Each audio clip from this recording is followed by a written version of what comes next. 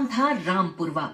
हर साल यहाँ बारिश खूब होती थी, लेकिन इस साल तो जैसे आसमान टूट पड़ा था। पूरे गांव में पानी भर गया था, नालियां उफनने लगी थीं, तालाब किनारे के घर डूब चुके थे। उसी गांव के किनारे एक गरीब आदमी रहता था, भोला राम। उम्र करीब 35, कंधे झुके हुए, शरीर पर एक पुराना गमछा और गीली मिट्टी सनी धोती। उसकी पत्नी सुनीता और 2 छोटे बच्चे, पिंकी और मुन्ना। उनके पास रहने को घर तो था, पर वो भी मिट्टी और घास फूस से बना, जो हर साल बारिश में बह जाया करता था। इस बार भी वही हुआ। सुबह जब तेज बारिश आई, उनकी झोपड़ी की छत टपकने लगी। सुनीता बर्तन लगाकर पानी रोकने की कोशिश करती रही, बच्चे कांपते रहे। लेकिन दोपहर होते होते झोपड़ी की दीवारें गलने लगी। रात का समय था, बारिश की बूंदें टीन की छत पर लगातार गिर रही थीं। घर के कोने में बैठी सुनीता चूल्हे की राख कुरेद रही थी। शायद कोई जली लकड़ी बची हो जिससे आग जला सके। भोला राम ने बगल में पड़ी पुरानी टोकरी की ओर देखा, खाली थी। सुनीता ने कांपती आवाज में कहा, सुनिए, कुछ पैसों का इंतजाम कीजिए। बच्चे भूख से रो रहे हैं। 2 दिन से सिर्फ चूरा खाया है, अब वो भी खत्म हो गया। भोला राम चुपचाप दीवार की ओर देखने लगा। कुछ बोल नहीं पाया। उसकी पत्नी की आंखें भर आईं। उसने धीरे से कहा, पिछले महीने जब साहूकार ने आपको खेत के काम से निकाल दिया, तभी से घर में पैसे का नाम नहीं है। कम से कम किसी से मांग लाइए, मुझे बच्चों का चेहरा देखा नहीं जाता।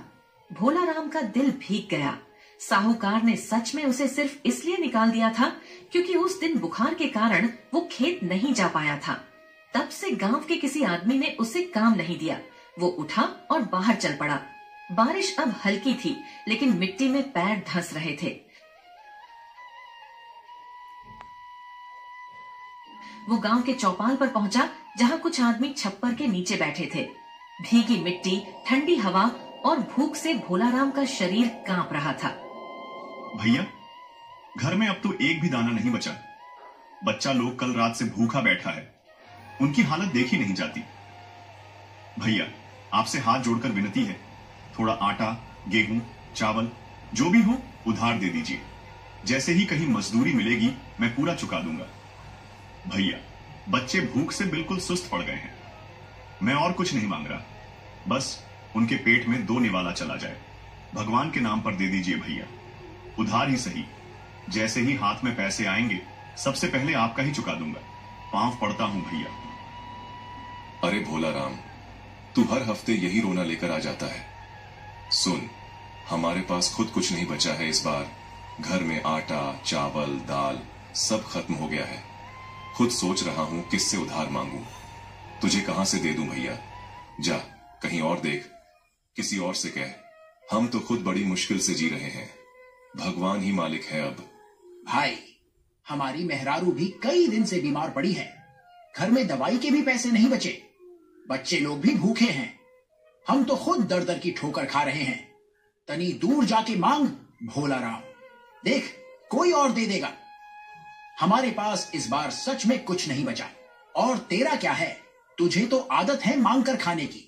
तू गरीब जो है, मुझे तो लगता है तेरी गरीबी के कारण ही तुझे कोई उधार नहीं देता।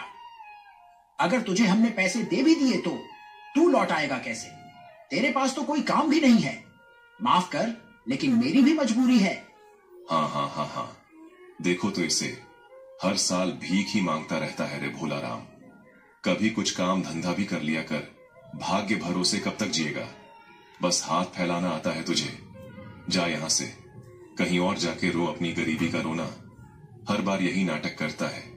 काम करने की आदत डाल, भीख मांगकर पेट भरना कब तक चलेगा रे?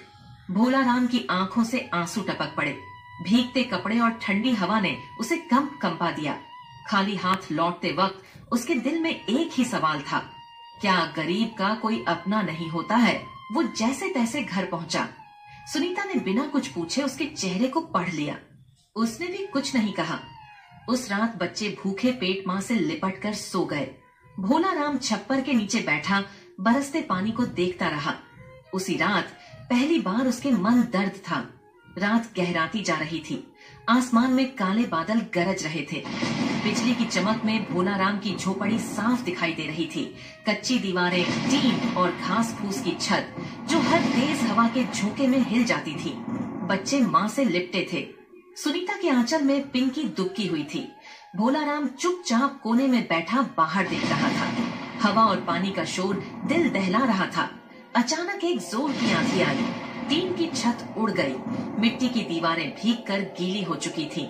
तेज बारिश की मार ने दीवारों को तोड़ डाला।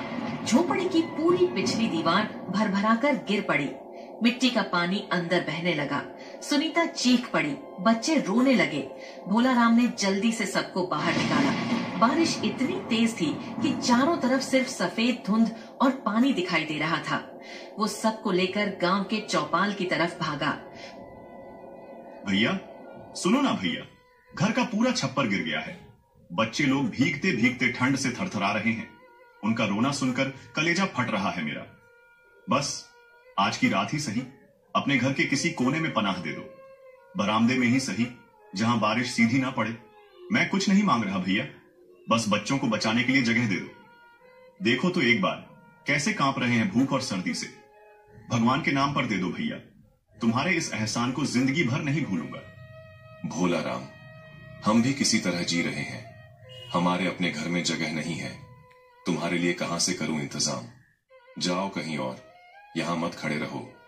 हर बार तुम्हारी मदद नहीं कर सकते। उसने कई लोगों से मदद मांगी, लेकिन किसी ने उसकी ओर नहीं देखा। भोलाराम के पैर मिट्टी में धंस रहे थे। ठंडी हवा से बच्चे कांप रहे थे। सुनीता की साड़ी भीगकर उसके शरीर से चिपक गई थी। आखिरकार उसने सबको लेकर चौपाल के पास खड़े पुराने नीम के पेड़ के नीचे बैठा दिया। पेड़ की मोटी डालें थोड़ी सी बारिश रोक रही थीं, पर पूरी तरह नहीं। ठंडी बूंदें लगातार उन पर गिर रही थीं। सुनीता